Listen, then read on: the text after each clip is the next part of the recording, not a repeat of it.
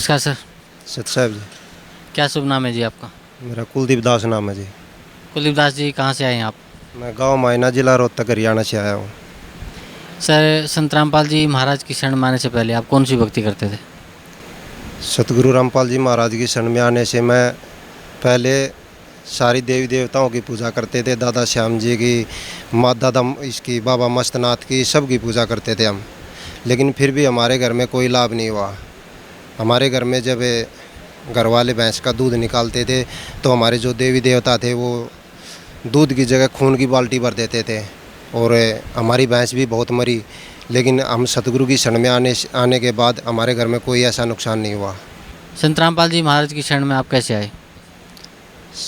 सतगुरुदेव की शरण में मैं सबसे पहले मेरे पिताजी आए थे और पिताजी माँ को ले गए आए और फिर माँ ने मेरे को बोला कि बेटा ऐसे ऐसे यहाँ पे करोथा गांव में संत आए हुए हैं, चल के नाम दाम ले लो आप भी।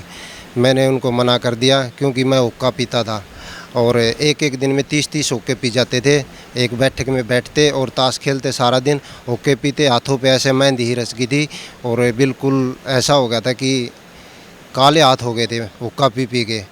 और माँ ने बोला बेटा तू हुक्का पीता है, फिर भी मैं उनको मना कर देता कि मैं हुक्का नहीं पीता। बोला ये काले हाथ कैसे हो गए? वो बोली कि मैंने बोला कि ऐसे ही हो गई है।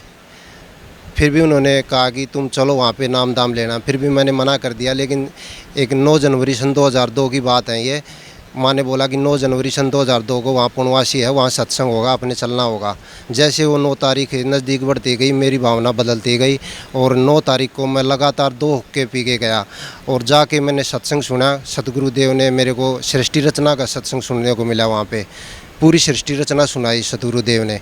फिर मैंने सत्संग ख़त्म होते ही अपने आप उठ के जाके नाम दाम लिया मैंने। तो सर, परम संत सतगुरु रामपाल जी महाराज से नाम उपदेश लेने के बाद आपको क्या लाभ मिला? सतगुरुदेव से नाम दाम लेने के बाद में मेरे को बहुत फ़ायदे हुए। एक तो हमारे घर की आर्थिक स्थिति बहुत कमज़ोर थी।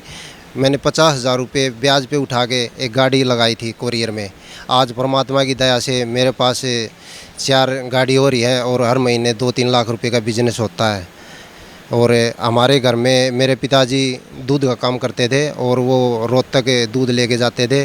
तो पीछे से एक ट्रक स्पीड से आया और मेरे पिताजी को टक्कर मारी। मेरा पिताजी गिर गए और ट्रक ऊपर चढ़ गया।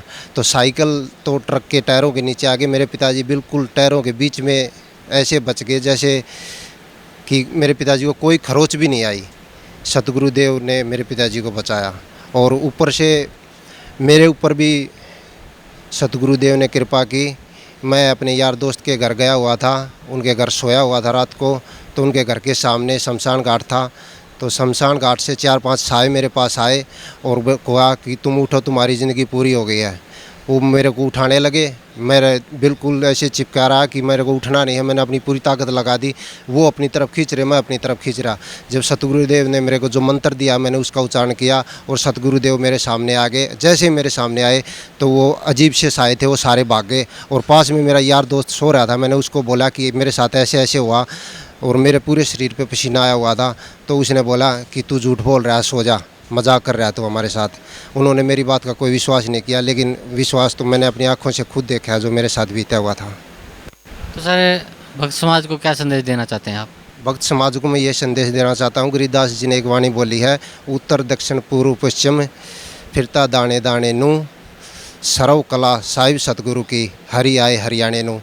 मैं पूरे संसार को यही संदेश देना चाहता हूँ कि हरियाणा में इस हिसार शहर में बरवाड़ा में सतगुरु रामपाल देव जी महाराज पूर्ण ब्रह्म कबीर साहिब आए हुए हैं। आओ और अपना नाम दाम दीक्षा लो और अपनी मुक्ति करवाओ। धन्यवाद भाई साहब, बहुत। साहिब जी।